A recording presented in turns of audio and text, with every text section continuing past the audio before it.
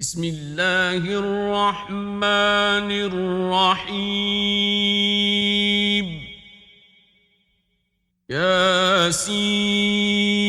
ياسين والقرآن الحكيم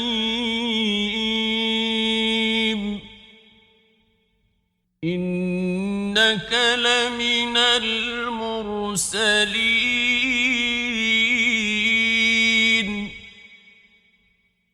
على صراط مستقيم تنزيل العزيز الرحيم لتنذر قوما ما أنذر آباؤهم فهم غافلون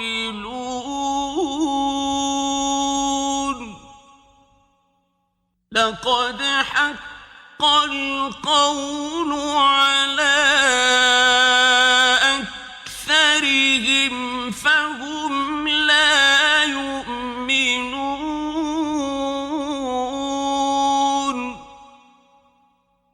إنا جعلنا في أعناقهم أغلالا فهي إلى الأذقان فهم مقمحون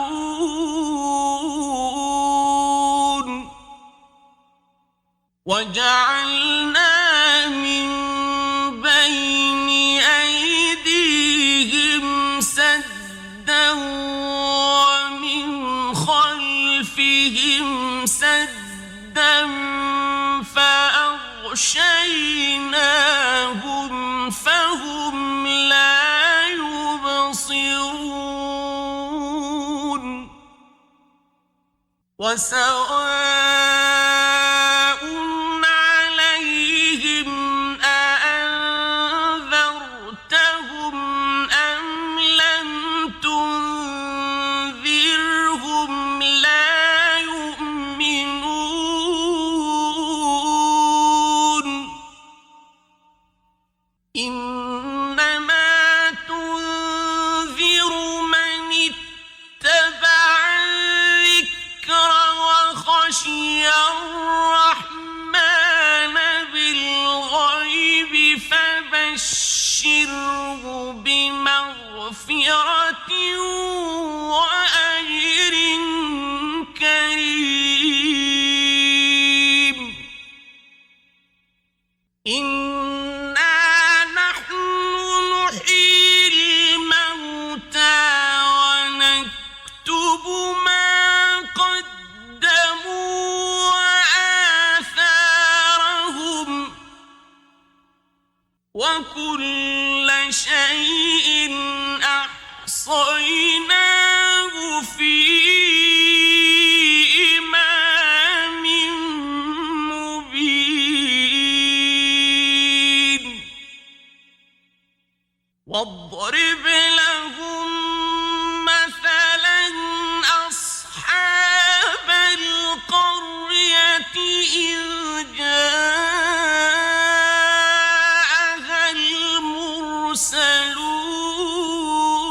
المرسلون إذ أرسلنا إليهم اثنين فكذبوهما فعززنا بثالث فقالوا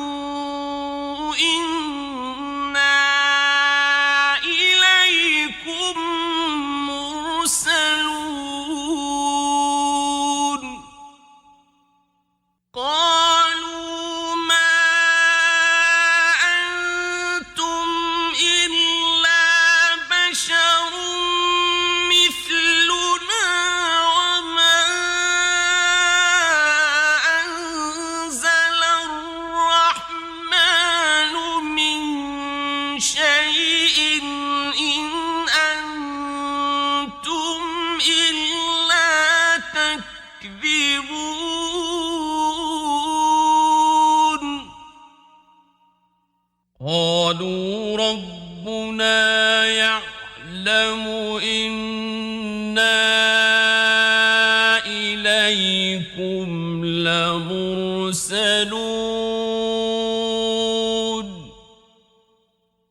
وما علينا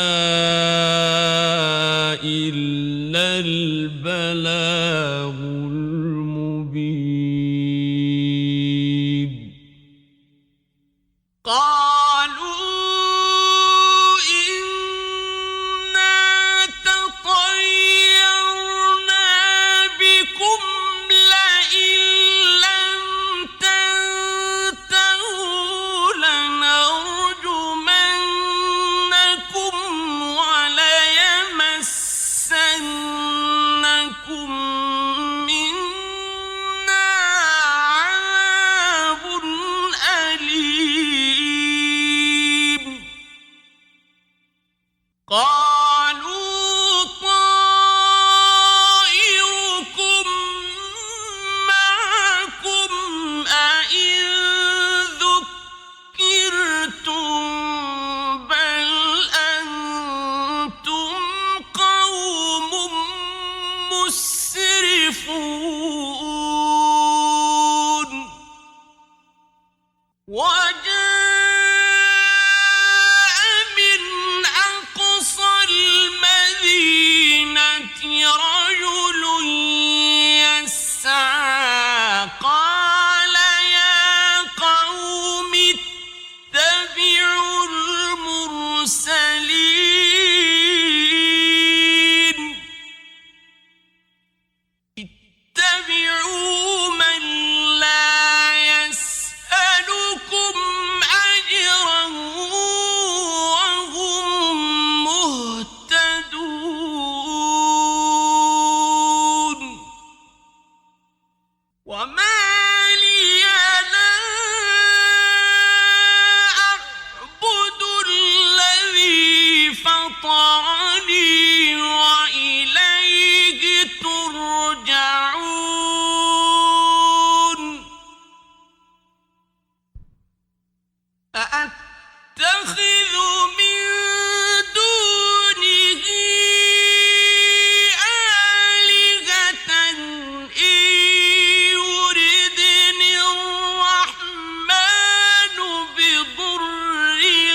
لا تغن عني شفاعتهم شيئا ولا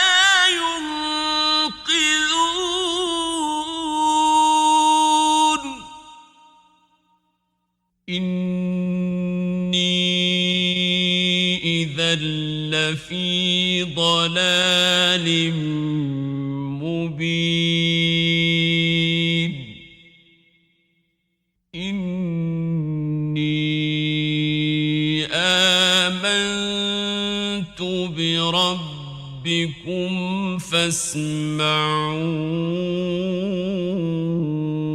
فاسمعون قيل ادخل الجنة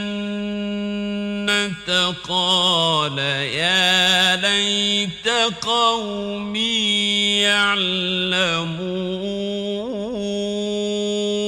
يعلمون بما غفر لي ربي وجعلني من المكرمين وما أنزلنا على قومه من بعده من جند من السماء وما كنا منزلين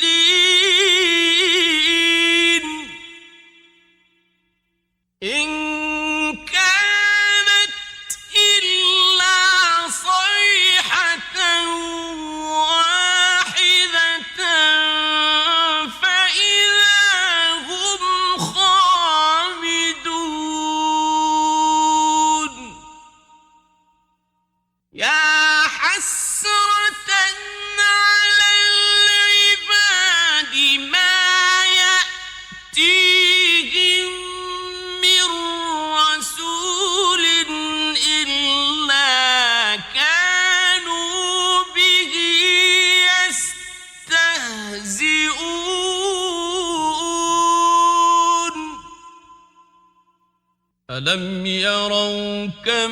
أهلكنا قبلهم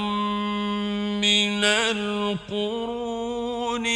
أنهم إليهم لا يرجعون وإن كل لما جميع لدينا محضرون وآية لهم الأرض الميتة أحييناها وأخرجنا منها حبا فمنه يأكلون وجعلنا فيها جنات من نخيل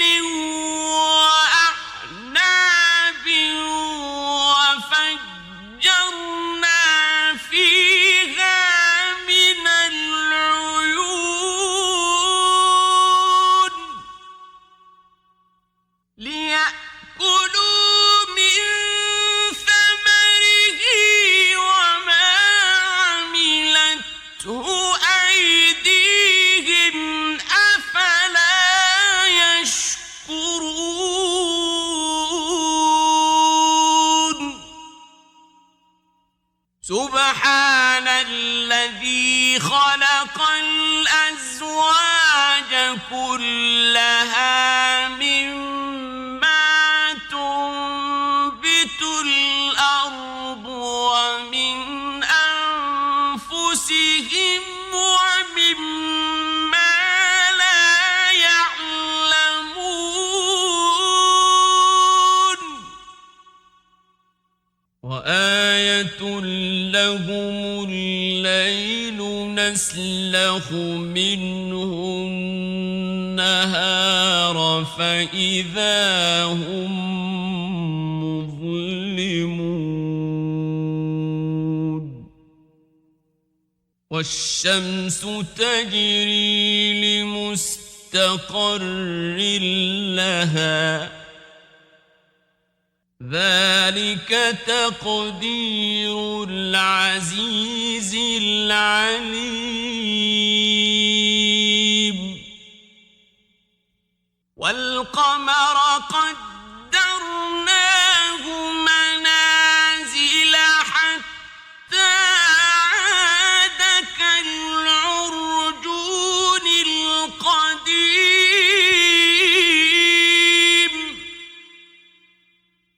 لا الشمس ينبغي لها أن تدرك القمر ولا الليل سابق النهار وكل في فلك يسبحون وآية لهم أنا حملنا ذريتهم في الفلك المشحون وخلقنا لهم من مثله ما يركبون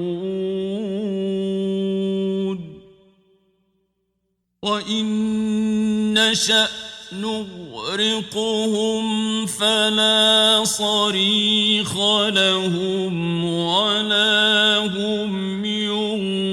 ينقذون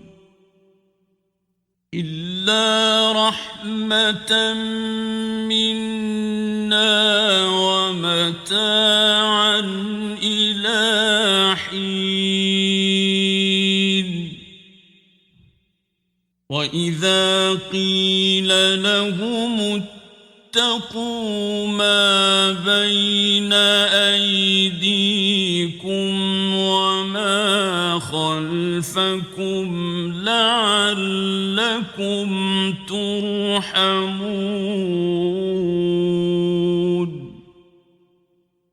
وما تأتيهم من آية من آيات ربهم إلا كانوا عنها معرضين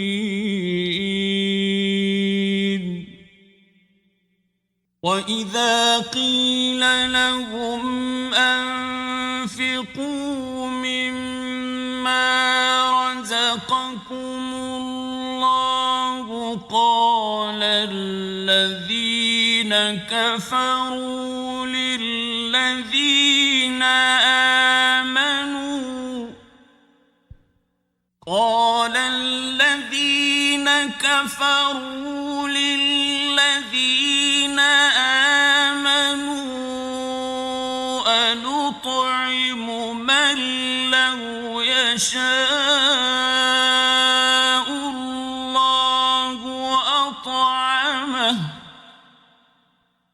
أنطعم من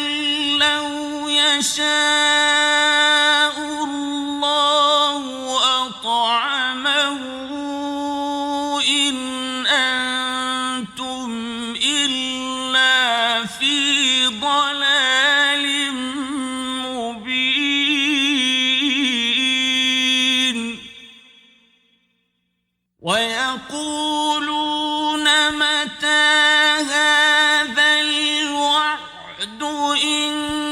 كنتم صادقين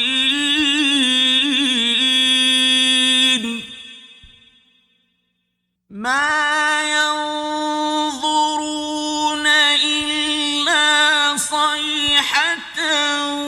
واحدة تأخذهم وهم يخصمون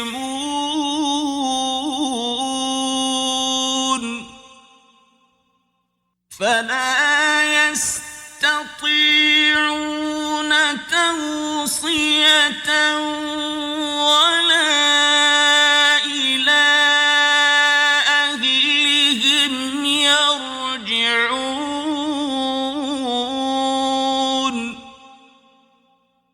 ونفخ في الصور فإذا هم من الأجداث إلى ربهم ينسلون قالوا يا ويلنا من بعثنا من مرقدنا هذا ما وعد الرحمن وصدق المرسلون إن كانت إلا صيحة واحدة فإذا هم جميع لدينا محضرون فاليوم لا تظلم نفس شيئا ولا تجزون إلا ما كنتم تعملون إن أصحاب الجنة اليوم في شغل فاكهون هم وأزواجهم في ظلال على الأرائك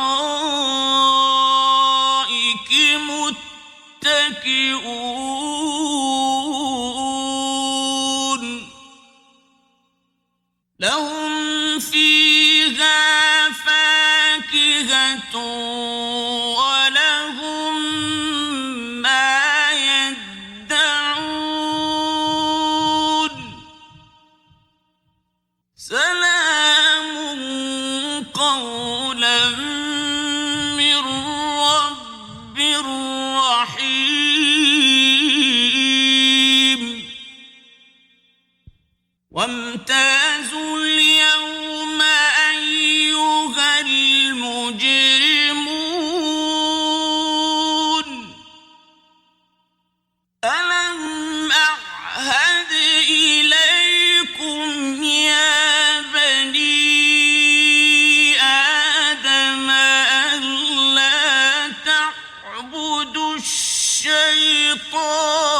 إنه لكم عدو مبين وأن اعبدوني هذا صراط مستقيم ولقد أضل منكم جبلا كثيرا أفلم تكونوا تعقلون هذه جهنم التي كنتم توعدون اصلوها اليوم بما كنتم تكفرون اليوم نختم على أفواههم وتكلمنا أيديهم وتشهد أرجلهم بما كانوا يكسبون ولو نشاء لطمسنا على أعينهم فاستبقوا الصراط فأنى يبصرون ولو نشاء لمسخناهم على مكانتهم فما استطاعوا مضيا ولا يرجعون ومن نعمره ننكسه في الخلق أفلا يعقلون وما علمناه الشعر وما ينبغي له إن هو إلا ذكر وقرآن مبين لينذر من كان حيا ويحق القول على الكافرين أولم يروا أنا خلقنا لهم مما عملت أيدينا أنعاما فهم لها مالكون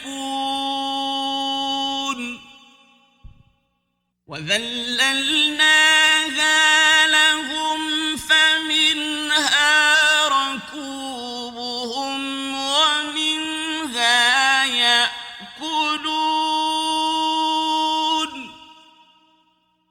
ولهم فيها منافع ومشارب أفلا يشكرون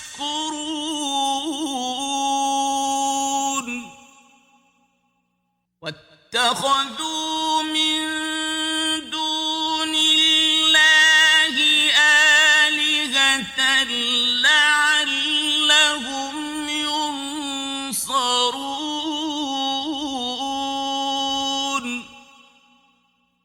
لا يستطيعون نصرهم وهم لهم جند محضرون فلا يحزنك قولهم إنا نعلم ما يسرون وما يعلنون أولم ير الإنسان أنا خلقناه من نطفة فإذا هو خصيم مبين وضرب لنا مثلا ونسي خلقه قال من يحيي العظام وهي رميم قل يحييها الذي أنشأها أول مرة وهو بكل خلق عليم الذي جعل لكم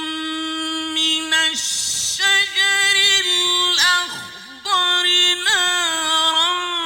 فإذا أنتم منه توقدون أوليس الذي خلق السماوات والأرض بقادر على أن يخلق مثلهم بلى وهو الخلاق العليم إنما أمره إذا أراد شيئا أن يقول له كن فيكون فسبحان الذي بيده ملكوت كل شيء وإليه ترجعون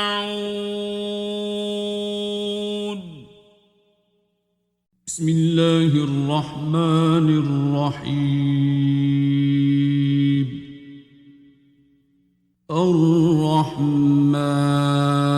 الرحمن علم القرآن خلق الإنسان علمه البيان الشمس والقمر بحسبان والنجم والشجر يسجدان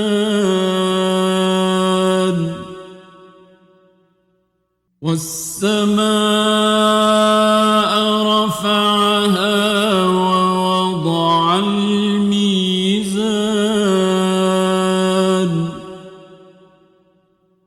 ألا تطغوا في الميزان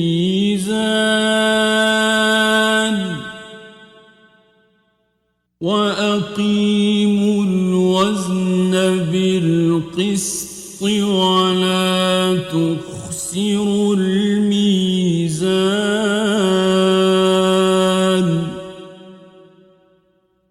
والأرض وضعها للأنام فيها فاكهة والنخل ذات الأكمام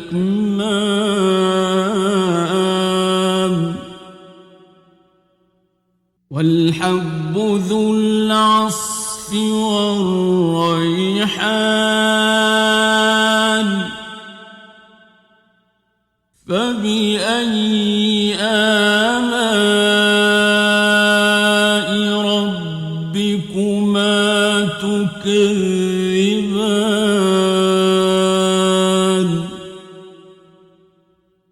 خلق الإنسان من صلصال كالفخار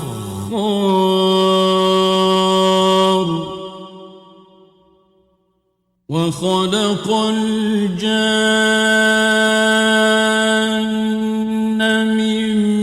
مارج من نار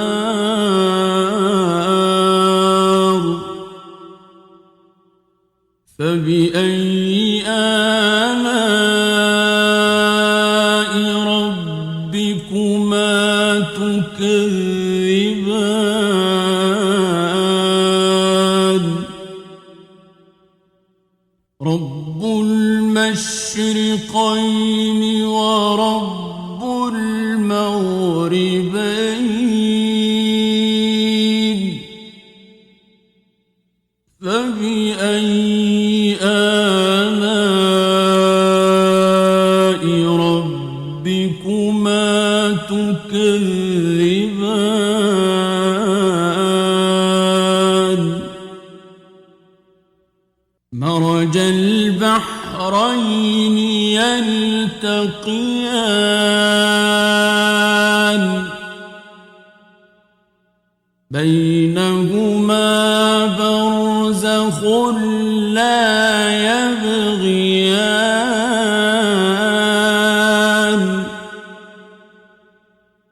فبأي آلاء ربكما تكذبان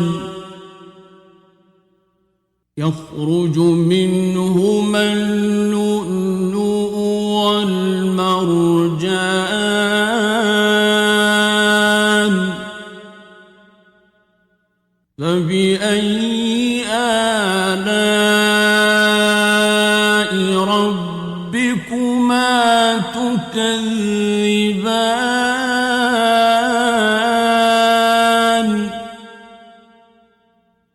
وله الجوار المنشآت في البحر كالأعلام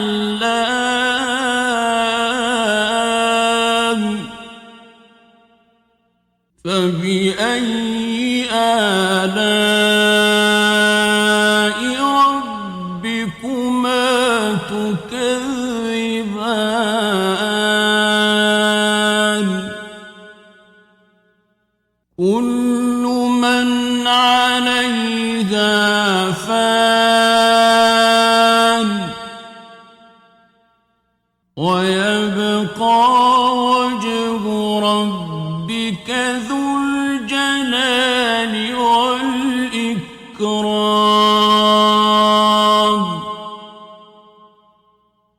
فبأي آلاء ربكما تكذبان تكذبان يسأله من في السماوات والأرض كل يوم هو في شأن فبأي آلاء ربكما تكذبان سنفرغ لكم أيها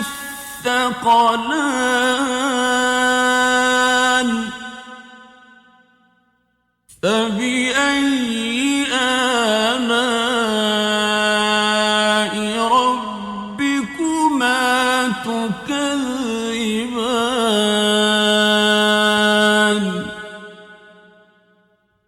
يا معشر الجن والإنس إن استطعتم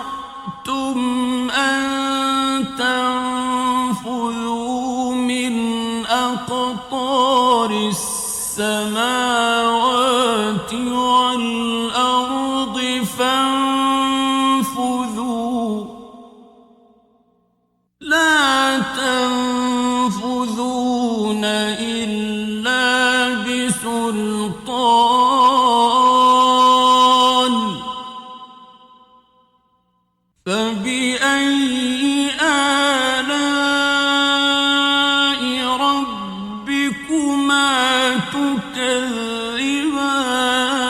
تكذبان يرسل عليكما شواظ من نار ونحاس فلا تنتصران فبأي آلاء ربكما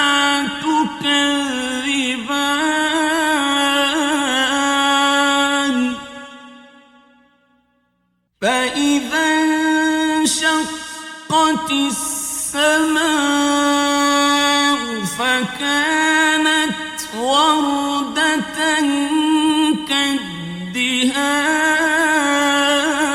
كالدهان فبأي آلاء ربكما تكذبان فيومئذ لا يسأل عن ذنبه إنس ولا جان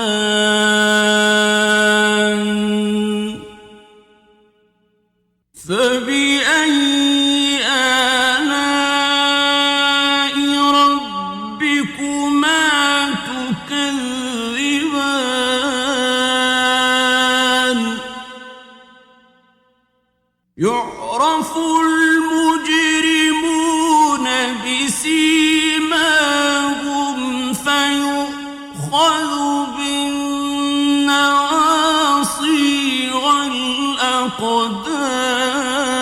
والأقدام فبأي آلاء ربكما تكذبان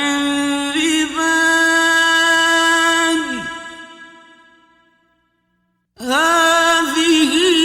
جهنم التي يكذب بها المجرمون يطوفون بينها وبين حميم آن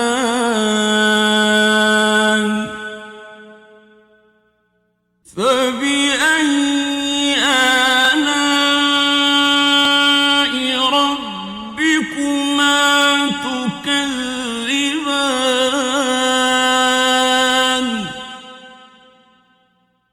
ولمن خاف مقام ربه جنتان فبأي آلاء ربكما تكذبان ذواتا أفنان فبأي آلاء ربكما تكذبان فيهما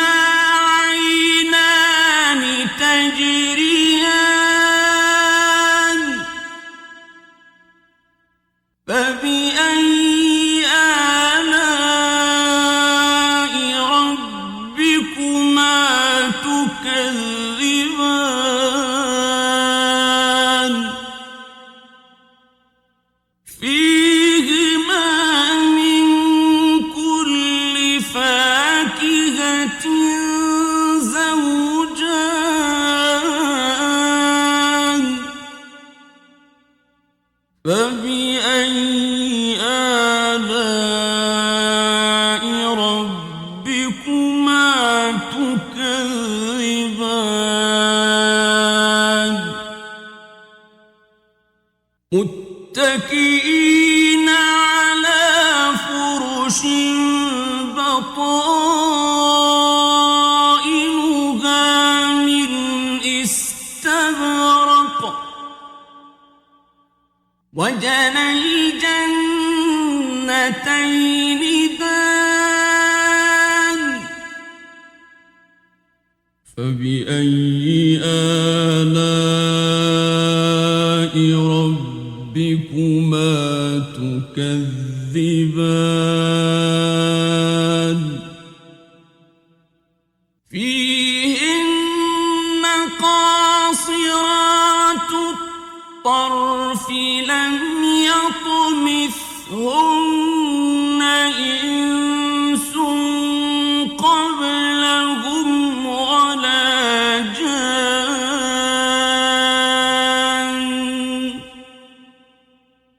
فبأي آلاء ربكما تكذبان كأنهن الياقوت والمرجان فبأي آلاء ربكما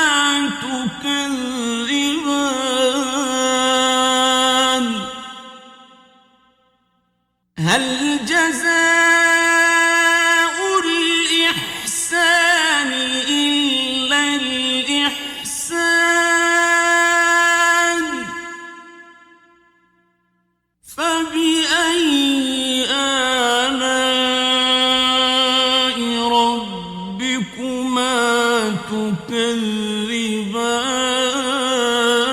تكذبان ومن دونهما جنتان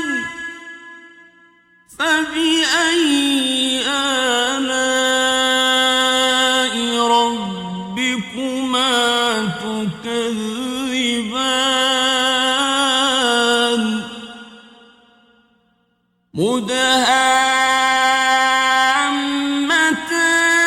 مدهامتان فبأي آلاء ربكما تكذبان فيهما عينان نضاختان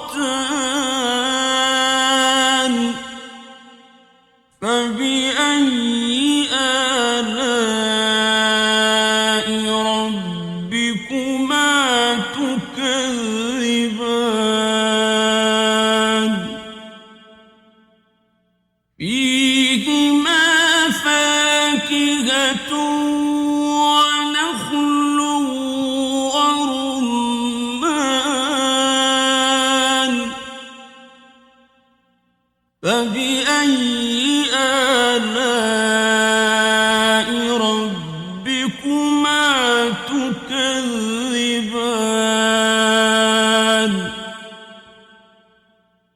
فيهن خيرات حسان فبأي آلاء ربكما تكذبان حور مقصورات في الخيام فبأي آلاء ربكما تكذبان لم يطمثهن إنس قبلهم ولا جان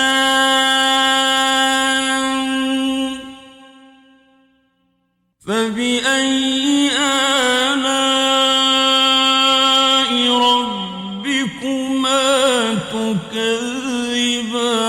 تكذبان متكئين على رفرف خضر وعبقري حسان فبأي آلاء ربكما تكذبان تبارك اسم ربك ذي الجلال والإكرام